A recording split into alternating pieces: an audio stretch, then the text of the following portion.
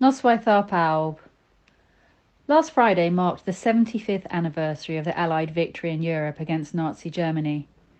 And I hope that despite the lockdown that we're enduring, you were able to celebrate this anniversary safely at home with your families, and that you could find time to reflect on the sacrifices made by so many to defend our liberty and democracy.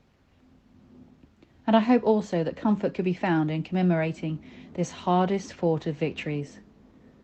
Although the nature of the enemy that we face today is vastly different, by working together we'll prevail in this battle once again, just as we prevailed in 1945.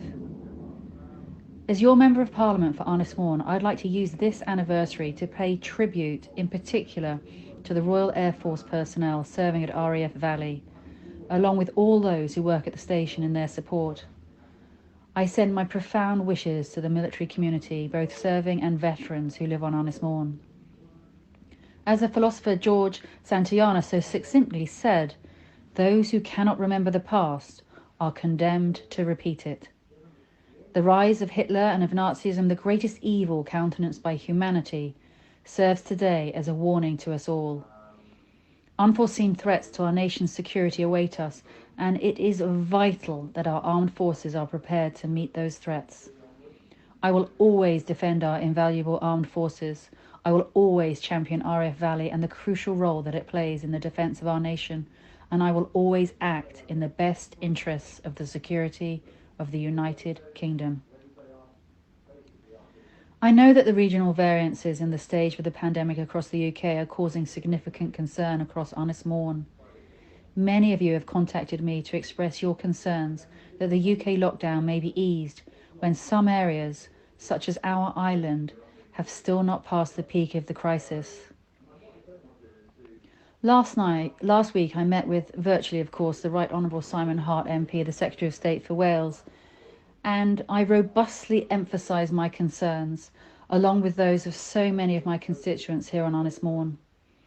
Any relaxation of the lockdown must not be binary, but a slow, phased approach with travel restrictions. An influx of visitors who may bring coronavirus with them to our island at a critical time must absolutely be avoided at all costs. I will continue to raise these concerns at the very heart of the UK government, and we must all remember to adhere to the rules in place that are so essential in reducing the spread of the virus. Although the latest guidance in Wales allows us to exercise outdoors whenever we like, we must not drive to exercise, and we must stay at home as much as possible. Tourism is crucial to our local economy, and our hospitality sector provides thousands of jobs and training opportunities across the island. Consequently, the economic impact of the lockdown has been particularly severe for Arnismorn. We can only begin to welcome visitors again once it's safe to do so, and it is vital that the tourism and hospitality sector receives the support that is required to both survive the period of lockdown and to have the resources to reopen safely once restrictions begin to be eased and visitors can return. Last week I wrote to the Chancellor Rishi Sunak MP, and I outlined the importance of tourism to the local economy here, along with additional support that the sector requires. Specifically, I requested an extension of the government's job retention, the furlough scheme for the sector beyond the end of lockdown, and for a reduction in VAT for tourism businesses. Yesterday, the Chancellor announced that the job retention scheme, which is the most generous and comprehensive financial support package in the world, will be extended until October. Of course, this announcement is hugely welcome, but I will continue to fight for the bespoke financial support that we require to enable our local economy to not only recover, but to flourish once the crisis abates.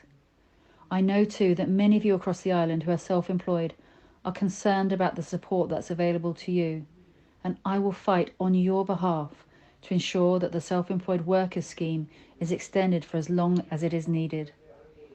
You can keep fully up to date with my work for our island by using my Facebook page, Virginia Crosbie MP, and please remember, I'm here to serve. I'm here to serve you, the people of Arnismorn. If you need my help or support, please contact my office, and I, along with my dedicated team, will do all that we can to help.